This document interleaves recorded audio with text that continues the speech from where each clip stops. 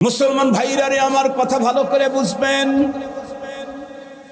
এই জন্য আমাদের প্রত্যেককেই মনে রাখতে হবে, পিতা মাতার হক হলো সন্তানের জিম্মায়। টোটাল বন্ধুরা আমার 14টা, তার ভিতরে জীবদ্দশায় 7টা। সেই 7 হক আজকে আমি বর্ণনা করব না। মৃত্যুর পরে যেই হক সন্তান তার পিতা মাতার জীবদ্দশায় যতই হক আদায় করুক, মৃত্যুর পরে তাকে 14টা হক আদায় করতেই হবে। যদি কোনো সন্তান তার পিতা মাতার হকগুলি আদায় না করে, আল্লাহর আদালতে আসামির কাঠ গড়ায় দাঁড়ানো ছাড়া আর কোনো গতি সন্তানের থাকবে না। এরপরে আর একটা গুরুত্বপূর্ণ হক, বন্ধুরা আমার, আব্বার অবর্তমানে চাচা এবং আব্বার ফ্রেন্ড সার্কেল যারা আছে, মার অবর্তমানে খালাম্মা এবং তার বান্ধবী যারা আছে, তাদের সঙ্গে বাবা সুলভ আচরণ করা লাগবে।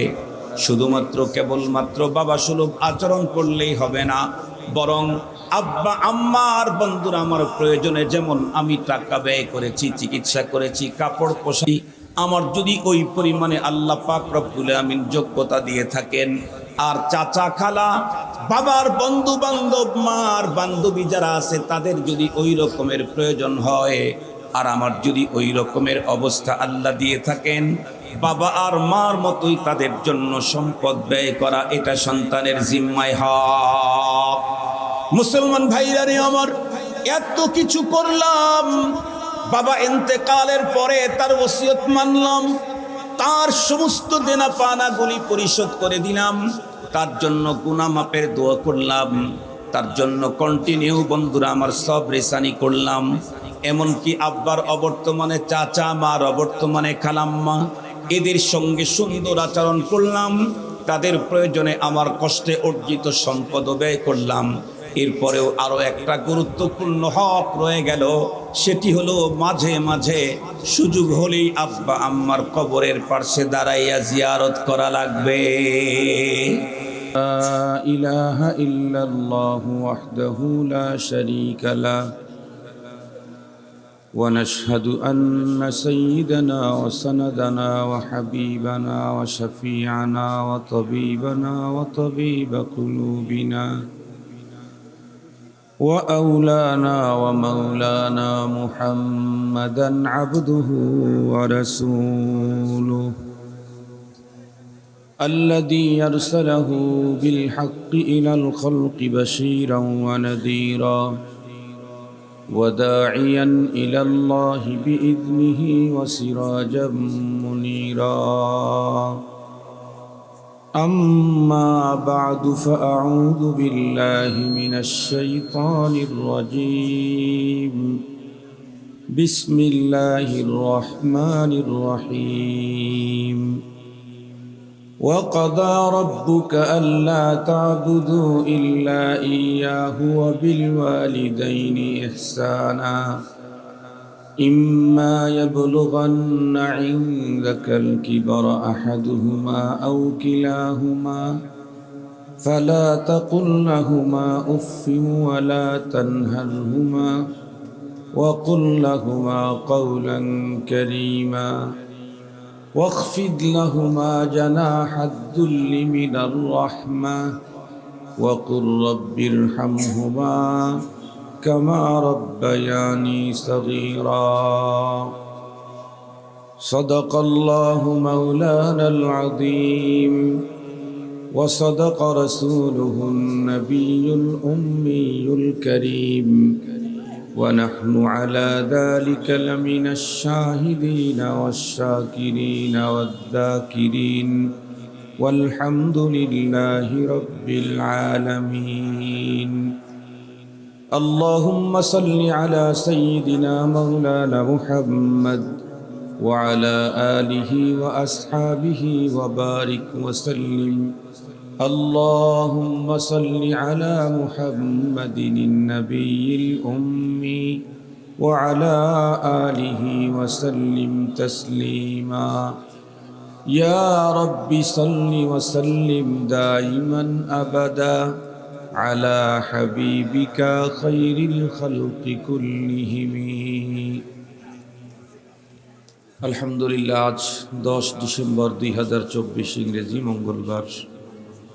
Imtiaz trading and contracting company Doha কাতারের উদ্যোগে কোম্পানির আত্মীয় স্বজন ও সকল কবরবাসীদের মাগফিরাত কামনায় আয়োজিত আন্তর্জাতিক ইসলামী মহাসম্মেলনের সদরে ইজলাস সম্মানিত সভাপতি মুআজ্জাজ হযরত বুজুর্গ উলামায়ে কেরাম, বিভিন্ন দিন মাদারিস থেকে আগত আজিজ তালাবা, বিভিন্ন অঞ্চল থেকে সমাগত সম্মানিত সুধী, সর্বপ্রথম মহান আল্লাহ পাকের দরবারে আলিশান লাখ কোটি শুকর যে রব্বি করিম অত্যন্ত দয়া করে আমাদের হায়াতকে দীর্ঘায়িত করে আজকে দিনের বেলায় দুনিয়াবি নানা ব্যস্ততাকে পিছনে ফেলে রেখে দিনের নিসবতে কোরআনে পাকের মুহাব্বতে জান্নাতি আয়োজনে আহলুল্লাহদের মজলিসে আমাদেরকে হাজিরির সুযোগ দিয়েছেন। এজন্য দিল থেকে মহান সত্তার শুকরিয়া আদায় করছি।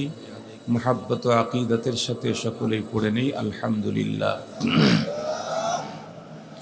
সম্মানিত উপস্থিতি, আসলে আমি অনেক লম্বা টাইম কথা বলার সুযোগ নেই। মূলত আমার আগের থেকে প্রোগ্রাম সাজানো আছে, নেত্রকোনা কেন্দুয়ার ওইদিকে অনেকগুলি প্রোগ্রাম আছে। আজকে আসরের পরে এক জায়গায় বয়ান করার কথা ছিল, কিন্তু আমাদের ইমতিয়াজ মিলন ভাই, আমি যখন কাতারে গিয়েছিলাম, উনি মহাব্বত করেছেন, একরাম এজাজ করেছেন, তো উনি এখানে একটা সম্মেলন করতেছেন। আমার অল্প সময়ের হাজিরি যদি না থাকি তো আমার কাছে একটু কষ্টকর হইতো। তো মূলত মানবিক কারণেই শুধু সাক্ষাৎ দিতে এসেছি। এরপরে ভাবতেছিলাম কোন সাবজেক্টের উপরে কথা বলবো। এখানে দেখি আজকের মাহফিলটা হচ্ছে এই কোম্পানির আত্মীয় স্বজন সকল কবরবাসীদের মাগফিরাত কামনায় আজকের এই মাহফিল। এ কারণে আমি কোরআনে হাকিমের বিশেষ এক আয়াতে কারিমা তেলাওয়াত করেছি। আয়াতে কারিমা তেলাওয়াত করতেই আপনারা শিক্ষিত অশিক্ষিত, আলেম গায়রে আলেম সকলেই বুঝে ফেলেছেন যে এই আয়াতে পিতামাতার হক সংক্রান্ত কথা আল্লাহ তাআলা বলে দিয়েছেন। সত্যি পিতামাতার হক সংক্রান্ত কথাই আমি আলোচনা করব, তবে অল্প সময়ে, এই কারণে ফুল আলোচনা আপনাদের খেদমতে পেশ করতে পারবো না। কমপক্ষে আদনা মুনাসাবাত যাতে থাকে। আজকের আয়োজনের যে শিরোনাম, যে ইসে, ওটার সাথে যেন, যেই লক্ষ্যে, যেই উদ্দেশ্যে, তার সাথে কিঞ্চিত যেন সম্পর্ক থাকে, সেই হিসাবে আমি আপনাদের খেদমতে আলোচনা করব। আমার আজকের আলোচনা পিতামাতার হক। মাগার পিতামাতার হক তো কিতাবের ভিতরে লিখেছে 14টা। পিতামাতার হক কিতাবের ভিতরে এসেছে, সন্তানের জিম্মায় পিতামাতার হক কতগুলি? 14। তার ভিতরে 7টা হলো বেঁচে থাকতে, আর 7টা ইন্তেকালের পরে। পিতামাতা যতদিন বেঁচে আছে ততদিন তাদের জন্য সন্তানের জিম্মায় হক হলো 7টা। এই 7টা কাজ যদি কোনো সন্তান ঠিকঠাক মতো করে, তাহলে বাবার জীবদ্দশায় তার হক আদায় হয়ে গেল। এই 7 কাজ যতই উন্নতভাবেই করুক না কেন, পিতামাতা যখন দুনিয়ার থেকে চলে গেলেন, তখন নতুন করে আরো 7টা হক সন্তানের জিম্মায় চলে আসলো। আমাদের দেশের সাধারণ মানুষ তো আছেই, অনেক বিশিষ্ট জন মনে করে বাবা মা বেঁচে ছিল, তাদের টয়লেট পরিষ্কার করেছি, তাদের নিজের কাঁধের উপরে বহন করেছি, তাদের সেবা সুস্থতার জন্য লক্ষ কোটি টাকা ব্যয় করেছি, তাদের আরাম পৌঁছাবার জন্য সবসময় সচেষ্ট থেকেছি। আজকে আব্বা আম্মা মারা গেলেন, এখন আমার ছুটি। এটি ভুল ধারণা। আব্বা আম্মা মারা গেলে আব্বা আম্মার হক শেষ হয় না। পিতামাতার হক শেষ হবে কবে? যেদিন আমি আর আপনি মারা যাব, সেই দিন। আমি আপনি যতদিন বেঁচে আছি, পিতামাতা বেঁচে থাক আর মারা যাক, আমার আপনার জিম্মায় পিতামাতার হক আছেই আছে। বাট বেঁচে থাকতে 7টা হক, আর আব্বা আম্মা মারা যাওয়ার পরে নতুন করে আর 7টা হক। তো আব্বা আম্মাকে মাটি দিয়ে আসলে হক শেষ হয় না, আমাকে যেদিন মাটি দিবে সেই দিন হক শেষ হবে পিতামাতার। আব্বা আম্মা ইন্তেকাল করার পরে যেই 7টা হক সন্তানের জিম্মায় আছে, তার ভিতরে প্রথম নাম্বার হক হলো বাবা যে ওসিয়ত করে গেছেন, ওসিয়ত, সেই ওসিয়তটাকে পূরণ করা শরীয়তের নির্ধারিত পথ পদ্ধতি অনুযায়ী। এটা সন্তানের জিম্মায় বাবার হক, মায়ের হক। কোরআনে হাকিম স্পষ্ট বলে দিয়েছে আমাদের প্রত্যেকেরই ওসিয়ত করে যেতে হবে। আমাদের প্রত্যেকেরই মৃত্যুর আগে ওসিয়ত করে যাওয়া দরকার। আমাদের বড় বুজুর্গানে দিন যারা ছিলেন তারা প্রতিদিন ঘুমাবার আগে ওসিয়তনামাটাকে তাজদীদ করতেন, নতুন করে ওসিয়তনামা লিখে ঘুমাইতেন। কেন? আমরা যে ঘুমাই এ ঘুমটাও তো অর্ধেক মৃত্যু।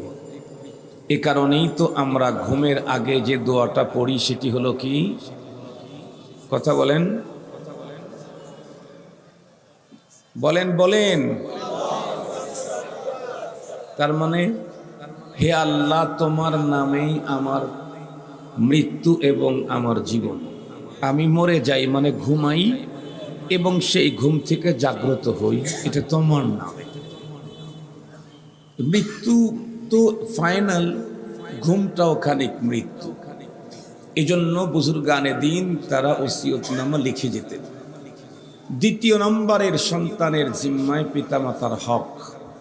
বাবা মা মারা গেছে, তার হক আদায় করতে চাইলে দ্বিতীয় নাম্বার হলো তার ঋণ পরিশোধ করা। তার কি পরিশোধ করা? ঋণ পরিশোধ করা। এটা সন্তানের জিম্মায় পিতামাতার হক। আলহামদুলিল্লাহ এটা আমাদের দেশে আছে। আমাদের সিরাজগঞ্জে তো মৃত্যুর পরে এটা কনফার্ম, প্রত্যেকটি লাশের সামনে দাঁড়িয়ে তার আপনজন উপস্থিতিদেরকে বলেন, ওনার সাথে যদি আপনাদের কোনো দেনা পাওনা থেকে থাকে আমাদেরকে অবগত করলে আমরা আপনাদেরকে পরিশোধ করব। আর যদি কেউ মেহেরবানি করে মাফ করে দেন তো ফাবিহা। মুহতারাম হাজরিন, ঋণ এটা একটা ভয়ঙ্কর জিনিস। আপনাদেরকে ছোট্ট একটা কথা বলি, আমরা তো আল্লাহ কোরআন হাদিসের ভিতরে আল্লাহ পাকের দয়া, মায়া, মাগফিরাত, ভালোবাসার বহু সারা জীবন শুনলাম, সারা জীবন শুনতেছি। এবং আল্লাহ আরহামুর রাহিমিন, গফুরুর রহিম, গফফারুদ দুনুব, সাত্তারুল উয়ুব, অনেক কথা শুনি, কিন্তু জীবনে কোনোদিন ডিপলি ভাবি নাই যে রব যে আমাকে দয়া করবেন, দয়ার একটা অপশন আছে। মাগফিরাত করবেন না, মাগফিরাতের একটা পদ্ধতি আছে। খুব ভালো করে বুঝবেন, রব আমাকে দয়া করবেন, ক্ষমা করবেন, সব ঠিক আছে, কিন্তু এগুলি কোথায়? যেখানে বান্দার হকের সম্পৃক্ততা নাই সেথায়। বান্দার হকের সম্পৃক্ততা যেখানে আছে সেখানে তো ইসলাম অপশন দিয়েছে, এটার ক্ষমা আমার কাছে হবে না, এটার ক্ষমা আমার কাছে হবে না, ওই বান্দার সাথে তোমাকে কন্ট্যাক্ট করতে হবে। আল্লাহ পাকের যত দয়া মায়ার কথা আছে সব তার হকের ব্যাপারে। আমি আমার স্ত্রীর হক নষ্ট করেছি, এটি আল্লাহ আমাকে দয়া করে মাফ করে দিবেন না।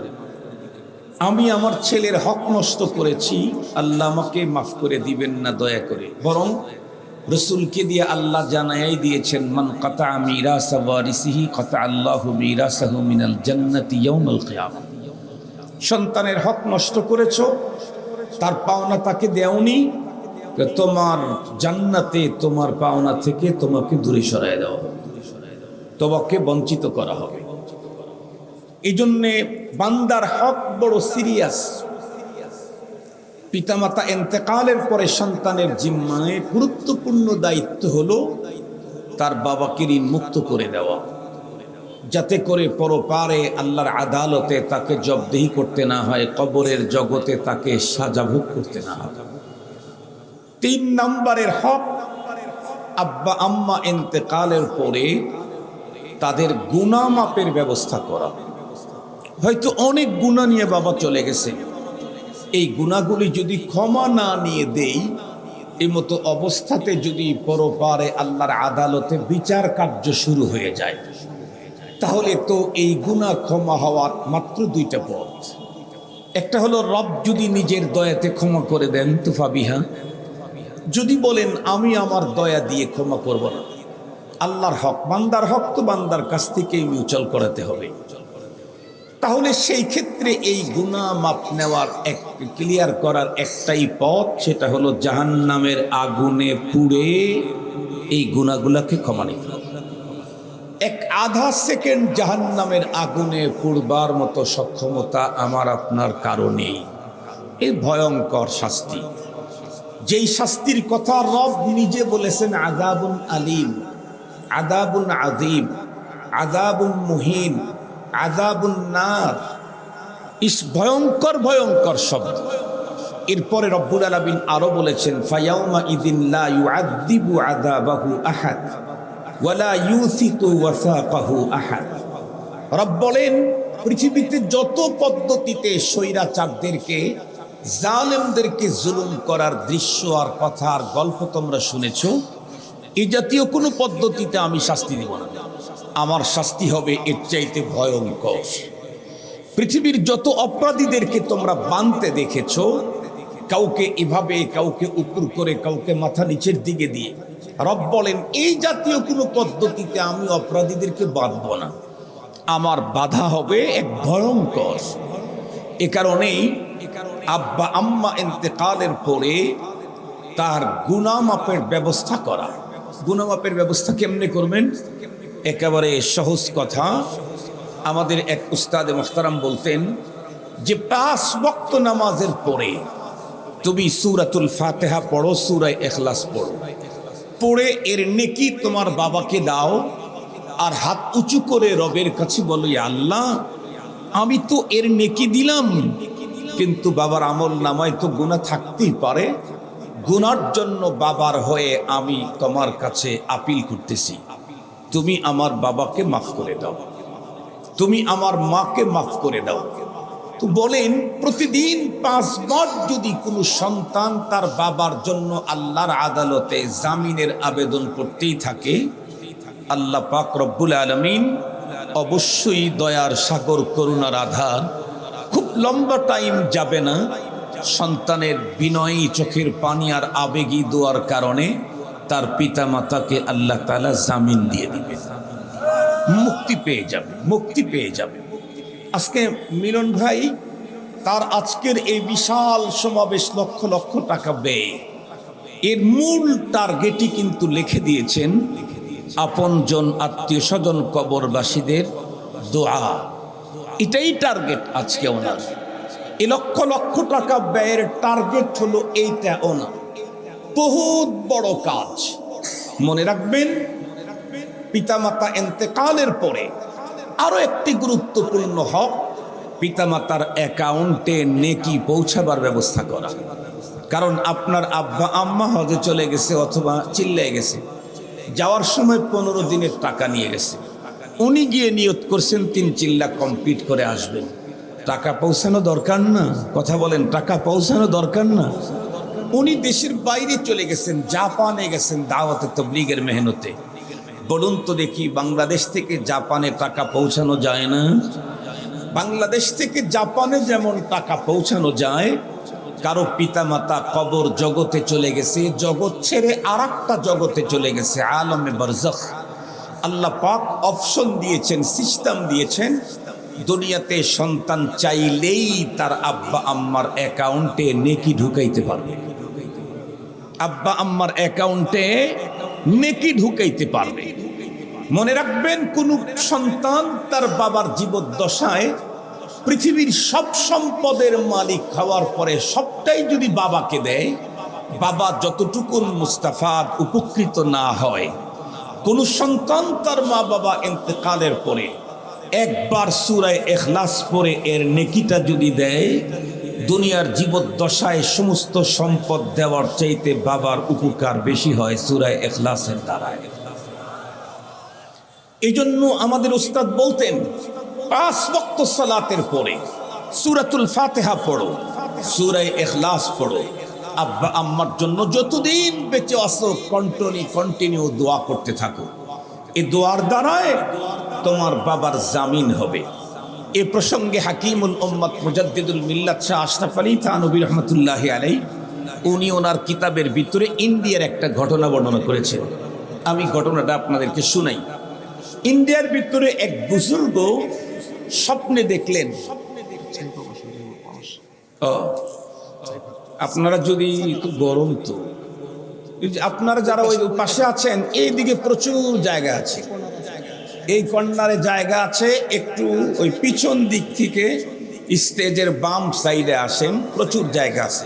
তো গরমের টাইম মানুষদেরকে কেমনি চেপে বসতে বলবো, আমারই তো গরম লাগতেছে, তোমার জন্য যেটা চয়েস করো না আর একজনকে সেটা বলাটা কেমন। তো আপনারা একটু ওইদিকে আসেন, আমি কথা বলবো 10 মিনিট, আর আমার যদি চেপে বসাইতে বলেন তাহলে তো আমার কথাই শেষ হয়ে গেল, সময় শেষ হয়ে যাবে। ওই দিক দিয়ে আসেন, ওই দিক দিয়ে আসেন, এই সাইডে আসতে পারেন, ওই সাইডে আসতে পারেন। তো যে কথা বলতেছিলাম, হাকিমুল উম্মাত থানভী রাহমাতুল্লাহি আলাইহি বলেছেন এক বুজুর্গ একদিন স্বপ্ন দেখলেন তার এলাকার এক লোককে, যে লোকটা মারা গেছে, তার সাথে ওনার সখ্যতা ছিল দুনিয়ার জীবদ্দশায়। তো মারা গেলে তাকে জিজ্ঞাসা করছেন, ভাই আপনি কেমন আছেন?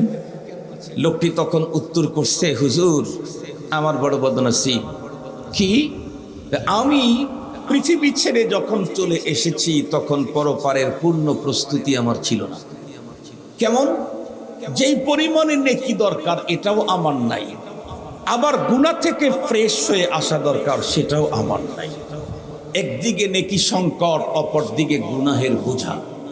এই দুই ঝামেলার কারণে আমাকে প্রতিদিন এই টাইম থেকে এই টাইম পর্যন্ত আযাব ভোগ করতে হয়। সে আযাব বড় ভয়ঙ্কর। এ কথা বলে উনি কেঁদে দিয়েছেন। বুজুর্গ তখন বলছেন, তো আপনার এই আযাব বন্ধ হওয়ার কোনো পদ্ধতির কথা ফেরেশতাদের ওখানে বা আপনার জানাশোনা আছে নাকি? উনি তখন উত্তর করছেন, জানাশোনা তো আছে, কিন্তু আমার জন্য তো সেই পদ্ধতি নেই। কেন? আমার তো কোনো সন্তানই নেই, ছেলে, শুধুমাত্র একটা কন্যা সন্তান। কিন্তু আমার নসিব এমন যে কন্যাটাও দেহ ব্যবসায়ী, কন্যাটাও দুশ্চরিত্রা, কন্যাটাও জানিয়া বেবিচারিণী। যার কারণে আমাকে কেউ নেকি পৌঁছাবে আমার অ্যাকাউন্টে, নেকির সংকট এটা দূরীকরণে কোনো আর সুযোগ নেই। আর আমার গুনাহ মাপের জন্য হাত তুলে কে আল্লাহর কাছে আবেদন করবে, এরকম কেউ আমার নেই। এ কারণেই আমি বড় কষ্টে আছি। আল্লাহু আকবার। বুজুর্গকে ওই মুরব্বী বললেন, ভাইজান আপনি তো আমার মেয়েটাকে ছোটবেলায় দেখেছেন, হয়তো আপনি চিনবেন, যদি ওর সাথে কখনো দেখা হয় আমার আলমে বরজাখের কবর জগতের দুঃখ দুর্দশার কথাগুলি ওকে বলে ওকে 2টা নসিহত করবেন। একটা হলো, তুমি তোমাকে জাহান্নামের আগুন থেকে বাঁচাও। 2 নাম্বার, যদি সম্ভব হয় তোমার বাবার পরপারের আযাব থেকে মুক্তির জন্য কিছু অ্যাকাউন্টে পাঠাও। এই 2টা কথা আপনি বলবেন। বুজুর্গ ঘুম ভেঙে গেছে, পরের দিন খোঁজাখুঁজি করে, কিন্তু বাজারই মেয়ে তো, আজকে এই বাজার কালকে আর এক বাজার, ওরে পাওয়া যায় না। চলতে চলতে হঠাৎ করে একদিন দেখলেন ওপেন খোলা দিঘির ভিতরে গোসলের জন্য দাঁড়িয়ে আছে মেয়েটি। বুজুর্গ দেখে চিনে ফেলেছেন। তো তাকে জিজ্ঞাসা করলেন, এমা তুমি মুসলিম নারী হয়ে এভাবে ওপেন খোলা আকাশের নিচে গোসল করতে আসছো, পানির ভিতরে দাঁড়ানো, তুমি এই কাজটা করো না মা। মা তোমাকে একটা কথা বলার জন্য খুঁজছি তো আমি। মেয়েটি তখন অন্য ভ্যাগ্র মেজাজ দিয়ে বলল, কি আবার কথা আপনার, বলেন। উনি বললেন, মা তোমার বাবার সাথে স্বপ্নযোগে আমার বেশ কয়েকদিন আগে দেখা হয়েছে। তারপরে তোমার বাবা বড় কষ্টে আছে, কারণ তার নেকির পুঁজিও পর্যাপ্ত পরিমাণে নেই, আবার সব গুনাহ ক্ষমা করে নিয়ে কবরে যেতে পারেনি, যার কারণে কন্টিনিউ তাকে নির্ধারিত টাইমে সাজা ভোগ করতে হয়। মেয়েটি তখন বলল, তো আমার কি করার আছে এখানে? তখন উনি বললেন, তোমার বাবা অত্যন্ত বিনয়ের সাথে অস্ত্র ভেজা কণ্ঠে আমাকে স্বপ্নযোগী বলেছে তোমাকে 2টা নসিহত করতে। একটা হলো তুমি তোমাকে জাহান্নামের আগুন থেকে বাঁচাও, তুমি যে পথে আছো এই জাহান্নামের পথ, এটাকে ছেড়ে দাও। আর একটা হলো পারলে তোমার বাবার অ্যাকাউন্টে কিছু দিয়ে দাও, তাহলে তোমার বাবার মুক্তি মিলে যেতে পারে। মেয়েটি তখন মুখটা একটু বাঁকা করে পানির ভিতরেই দাঁড়ানো ছিল। এক চোল পানি দিঘি থেকে উঠিয়ে উপরের শুষ্ক স্থানে এভাবে ছুঁড়ে মেরে বলল, এই যে চাচা, এই পানিটুকুন বাবার জন্য দিলাম, এর চাইতে বেশি কিছু দেয়ার আমার কাছে নেই। বুজুর্গ তখন অত্যন্ত দিল তার ফেটে চৌচির হয়ে গেল। আল্লাহ, তোমার জমিনে এমন সঙ্গে দিলের নারীও তুমি তৈরি করেছো যে বাবার কবর জগতের দুঃখ দুর্দশার কথা শোনার পরেও অন্তরটা একটুও বিগলিত হলো না। এমন সঙ্গে দিলের মানুষ তুমি পৃথিবীতে তৈরি করেছো, তাও আবার নারী। উনি চোখে পানি মুছতে মুছতে আফসোস করতে করতে চলে গেলেন। 1-2 দিন পরে স্বপ্নযোগে ওই লোকের সাথে এই বুজুর্গের আবার সানিয়ান সাক্ষাৎ। তো দেখতেছে ওই লোক আজকে হাসে। বুজুর্গ জিজ্ঞাসা করলেন, কি খবর মিয়া, কি খবর? কেন? খবর তো খুব ভালো। তো ভালো মানে? আমার তো আযাব এখন বন্ধ হয়ে গেছে। আপনার আযাব বন্ধ হইল কি করে? কেন? আপনি তো আমার মেয়েকে বলেছিলেন, আপনাকে যে কথাটা বলেছিলাম আপনি তা আমল করেছেন। আমার মেয়ে আমার জন্য কিছু পার্সেল পাঠিয়ে দিয়েছে, অ্যাকাউন্টে কিছু ঢুকাইয়া দিয়েছে। তো রব্বে কারীম ওর উসিলায় আমার আযাব মওকুফ করে দিয়েছে। আমি এখন স্বাধীন জান্নাতের একজন বাসিন্দা। বুজুর্গ জিজ্ঞাসা করলেন, তোমার মেয়ে কি দিয়েছে তোমার জন্য? কই দিয়েছে? না না, তোমার মেয়ে কিছু দেয়নি। আমি তোমার মেয়েকে তোমার দুঃখ দুর্দশার কথা যখন বললাম, সে তখন তার চেহারার ভিতরে বাবার প্রতি মায়া মোহাব্বতের কোনো ছাপ আমি দেখি নেই। একটা পর্যায়ে আমি যখন বললাম, পারলে তোমার বাবার জন্য কিছু অ্যাকাউন্টে পাঠাও কবর জগতে, সে তখন দিঘির ভিতরে পানির ভিতরে দাঁড়িয়েছিল। এক চোল পানি উপরের দিকে ছুঁড়ে মেরে বলল, পানিটুকুন বাবার জন্য দিলাম। ওই আল্লাহর বান্দা যে কবরস্থ হয়েছে, সে তখন ডেকে বলে, ওগো আল্লাহর ওলি, আমার মেয়ের হাতের ছোড়া পানি জমিনের এমন একটা জায়গায় গিয়ে পড়েছিল যেখানে ছোট্ট একটা কীট, আল্লাহর তৈরি করা ছোট্ট একটা পোকা তৃষ্ণায় কাতর হয়ে জীবনের শেষ সন্ধিক্ষণের প্রহর গুনতেছিল। ঠিক ওই মুহূর্তে আমার মেয়ের হাতের ছোড়া পানি ওর বডির উপরে পড়লে তৃপ্তি সহকারে ও পানি পান করেছে, নতুন জীবন ও পেয়ে গেছে। ওই ছোট্ট কীট তখন আল্লাহর কাছে ফরিয়াদ করেছে, আয় রব, যেই মানুষের ছোড়া পানিতে তুমি আমাকে নতুন করে জীবন দান করলে, ওর আপনজন যদি কেউ আমার মতো মুসিবতে থেকে থাকে, তাকে তুমি মুক্তি দিয়ে দাও। ছোট্ট এই কীট, এই পতঙ্গ, এই ছোট্ট একটা আল্লাহ পাকের তৈরি করে একটা পোকা, এর এতটুকুনের কারণে এটার নেকি আল্লাহ পাক আমার আমল নামায় দিয়ে ওইটার কারণে আমাকে জাহান্নামের আগুন থেকে মুক্তি দিয়েছেন। মুহতারাম হাজিরিন, এই জন্য প্রত্যেকটি সন্তান যাদের পিতা মাতা দুনিয়া ছেড়ে চলে গেছে, যত কাজ প্রতিদিন করি তার মধ্যে প্রথম কাজ ফেহরিস্ত আর সিরিয়ালে মা আর বাবার অ্যাকাউন্টে কিছু ঢোকানো, এটা থাকা দরকার। কন্টিনিউ আমার সন্তানের জন্য তো আমি কোটি টাকা ব্যয় করছি, ওকে তো ইস্টাবলিশ করার জন্য আমেরিকায় পাঠাইলাম, কানাডায় পাঠাইলাম, অথচ সন্তান তো আমার জন্য রাত্রি জাগে নাই। রাত্রি জেগেছে তো ছোটবেলায় আমার মা আমার জন্য। আমার টয়লেট তো আমার ছেলে পরিষ্কার করে নাই, আমি আমার ছেলের টয়লেট পরিষ্কার করেছি। আমার টয়লেট পরিষ্কার করেছে আমার মা, আমার টয়লেট পরিষ্কার করেছে আমার বাবা। আমার জন্য নিজের জমি বিক্রি করে চিকিৎসায় ব্যয় করেছে আমার মা, আমার বাবা। মার কানের গহনা, গলার গহনা, হাতের গহনা বিক্রি করে আমাকে বাঁচাবার জন্য সব সফল টাকা ব্যয় করেছে আমার মা। সেই মা দুনিয়া থেকে চলে গেছে। প্রত্যেক দিনের প্রথম টার্গেট হওয়া দরকার, ফজরের সালাতেই আমি আমার মা আর বাবার অ্যাকাউন্টে কিছু দিয়ে যেতে চাই। টাকা লাগে না তো, শুধু টাকা দিয়েই হয় এমনটি না। সূরাতুল ফাতিহা পড়লেই তো হয়, একবার সুবহানাল্লাহ বললেই তো হয়, একবার দরুদ শরীফ পড়লেই তো হয়, একবার ইস্তেগফার করে বাবার জন্য এটাকে রিজার্ভ করে দিলেই তো হয়, একবার সূরাতুল ইখলাস পড়লেই তো হয়, একবার আল্লাহু আকবারের ধ্বনি দিলেই তো হয়। বাবা মা এতটুকুন যথেষ্ট হয়ে যাবে, বাবা মার জন্য অনেক পাওনা হবে। এই জন্য সন্তানের গুরুত্বপূর্ণ হক হলো প্রথম নাম্বার ওসিয়ত পূরণ করা, দ্বিতীয় নাম্বার ঋণ পরিশোধ করা, তৃতীয় নাম্বার গুনাহ মাপের জন্য আবেগ ভালোবাসা চোখের পানি দিয়ে মালিকের কাছে আবেদন নিবেদন করতেই থাকা। আল্লাহ তুমি আমার আব্বা আম্মাকে মাফ করে দাও, আল্লাহ তুমি আমার আব্বা আম্মাকে মাফ করে দাও। বাবার অপরাধের কথা যখন সন্তান মালিকের কাছে চাবে, রব্বুল আলামিনের তখন রহমতের দরিয়ার ভিতরে তরঙ্গ তৈরি হবে। আমি যাকে তৈরি করলাম তাকে মাফ করে তাকে শান্তি পৌঁছাবার জন্য তার ছেলে আমার কাছে আবেদন করে, এমনিই তো রহমতে হক বাহান আমি জুয়া। মুসলমান ভাইরা রে, আমার কথা ভালো করে বুঝবেন। এই জন্য আমাদের প্রত্যেককেই মনে রাখতে হবে, পিতা মাতার হক হলো সন্তানের জিম্মায় টোটাল। বন্ধুরা আমার 14টা, তার ভিতরে জীবদ্দশায় 7টা। সেই 7 হক আজকে আমি বর্ণনা করব না। মৃত্যুর পরে যেই হক সন্তান তার পিতা মাতার জীবদ্দশায় যতই হক আদায় করুক, মৃত্যুর পরে তাকে এই 14টা হক আদায় করতেই হবে। যদি কোনো সন্তান তার পিতা মাতার হকগুলি আদায় না করে, আল্লাহর আদালতে আসামির কাঠ গড়ায় দাঁড়ানো ছাড়া আর কোনো গতি সন্তানের থাকবে না।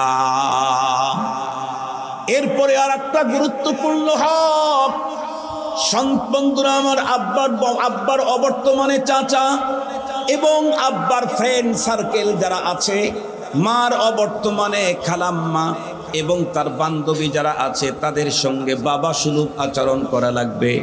শুধুমাত্র কেবলমাত্র বাবা সুলভ আচরণ করলেই হবে না, বরং আব্বা আম্মার বন্ধুরা আমার প্রয়োজনে, যেমন আমি টাকা ব্যয় করেছি, চিকিৎসা করেছি, কাপড় পোশাক, আমার যদি ওই পরিমাণে আল্লাহ পাক রব্বুল আমিন যোগ্যতা দিয়ে থাকেন, আর চাচা খালা বাবার বন্ধু বান্ধব মার বান্ধবী যারা আছে তাদের যদি ওই রকমের প্রয়োজন হয়, আর আমার যদি ওই রকমের অবস্থা আল্লাহ দিয়ে থাকেন, বাবা আর মার মতোই তাদের জন্য সম্পদ ব্যয় করা, এটা সন্তানের জিম্মায় হক। মুসলমান ভাইরা রে আমার, এত কিছু করলাম, বাবা ইন্তেকালের পরে তার ওসিয়ত মানলাম, তার সমস্ত দেনা পানাগুলি পরিশোধ করে দিলাম, তার জন্য গুনাহ মাপের দোয়া করলাম, তার জন্য কন্টিনিউ বন্ধুরা আমার সব রেসানি করলাম। এমনকি আব্বার অবর্তমানে চাচা, মার অবর্তমানে খালাম্মা, এদের সঙ্গে সুন্দর আচরণ করলাম, তাদের প্রয়োজনে আমার কষ্টে অর্জিত সম্পদ ব্যয় করলাম। এরপরেও আরো একটা গুরুত্বপূর্ণ হক রয়ে গেল, সেটি হলো মাঝে মাঝে সুযোগ হলেই আব্বা আম্মার কবরের পাশে দাঁড়াইয়া জিয়ারত করা লাগবে। আমি যদি লক্ষ কোটি টাকা প্রতি মাসেও বাবার জন্য সাদাকা করি, দেশেই থাকি, বাবার কবরটাও দেশে, কিন্তু আমি যদি মা বাবার কবরের পাশে যদি বছরে একবার না দাঁড়াই, তাহলে আমার ওই হক আদায় হলো বটে, কিন্তু বন্ধুরা আমার 7 নাম্বার হক আদায় হলো না। কোন সন্তান যখন পিতামাতার কবরের পাশে দাঁড়াইয়া বন্ধুরা আমার জিয়ারা করে, আব্বা আম্মার কতটুকু লাভ হয়, এর চাইতে যে জিয়ারা করতে গেছে তার পাওনাটাও বন্ধুরা আমার কম নয়। আল্লাহ পাকের হাবিব বলেন, মান যারা কবরা আবাওয়াইহি আও আহাদিহিমা ফি কুল্লি জুমআ গুফিরা লাহু ওয়া কুতিবা লাহু বারা।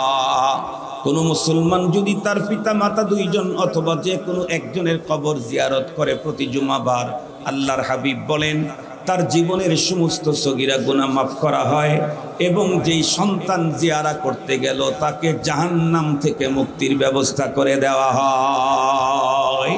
আলহামদুলিল্লাহ, আমাদের ভাই মিলন, তার আপনজন, আত্মীয় স্বজন, ইভেন তামাম পৃথিবীর কবরবাসী মুসলিম যারা আছে, তাদের মাগফিরাত কামনায় তাদের অ্যাকাউন্টে সব রেসানির নিয়ত দিয়ে যে কাজটা করেছেন, ওনার যদি 1 কোটিও ব্যয় হয়, এর বিনিময়ে ওনার পাওনা অনেক অনেক অনেক অনেক অনেক বেশি, এর বিনিময়ে তার পাওনা অনেক বেশি।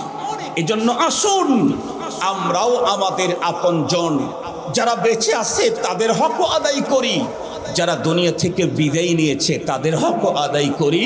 কামা তাদিনু তুদানু, আমি যদি এমনটি করি আমার জীবদ্দশায় অন্যরা আমার সাথে এমন করবে, আমার মৃত্যুর পরেও যেই জেনারেশন বেঁচে থাকবে আমার জন্য এমন প্যাকেট তারাও পাঠায়া দিবে। আল্লাহ পাক আমাদেরকে আলোচিত কথা বুঝায়ের উপরে আমল করার তৌফিক দান করুক। কোরআনে হাকিমের যে আয়াতে কারিমা তেলাওয়াত করেছিলাম একেবারে শেষের অংশ, ওয়াকুর রব্বির হামহুমা কামা রব্বায়ানি সগীরা। আল্লাহ পাক অপশন দিয়েছেন, অর্ডার করেছেন আমাদেরকে, কুল তোমরা বলো রব্বির হামহুমা, আয় আল্লাহ আমার আব্বা আম্মা দুইজনকে দয়া করো, মায়া করো, আদর করো, স্নেহ করো, সোহাগ দাও। কেমন? কামা রব্বায়ানি, যেমন ভাবে আদর সোহাগ ভালোবাসা শফকত দিয়ে আমাকে লালন করেছেন, সগীরা আমার ছোটবেলায়, যখন আমি কোনো আবেদন করতে পারতাম না, ক্ষুধা লাগলেও বলতে পারতাম না, পেটে ব্যথা হলেও বলতে পারতাম না, আঘাত পেলেও বলতে পারতাম না, শুধু কান্নাটাই ছিল আমার একমাত্র পুঁজি। মা সব কিছু বুঝে নিতেন। কতটা দয়া ভালোবাসা হলে এক কান্নাতেই মা বুঝতেন এটা কি ক্ষুধার কান্না না ব্যথার কান্না, এটা কি ক্ষুধার কান্না নাকি ব্যথার কান্না, এটা কি হাতে আঘাতের কান্না না কোনো প্রকার আঘাত করার কান্না। মা বুঝে নিতেন কি পরিমাণে দয়ার দ্বারায়। ওর চাইতে বেশি দয়া তুমি আমার আব্বা আম্মাকে দান করো। আমরা এই দোয়া আল্লাহ পাকের কাছে করব, পিতামাতার এই 7 হক আমরা আদায় করব। আল্লাহ আমাদেরকে তৌফিক দান করুক। ওয়া আখিরু দাওয়ানা আলহামদুলিল্লাহি রাব্বিল আলামিন। আসসালামু আলাইকুম ওয়া রাহমাতুল্লাহ।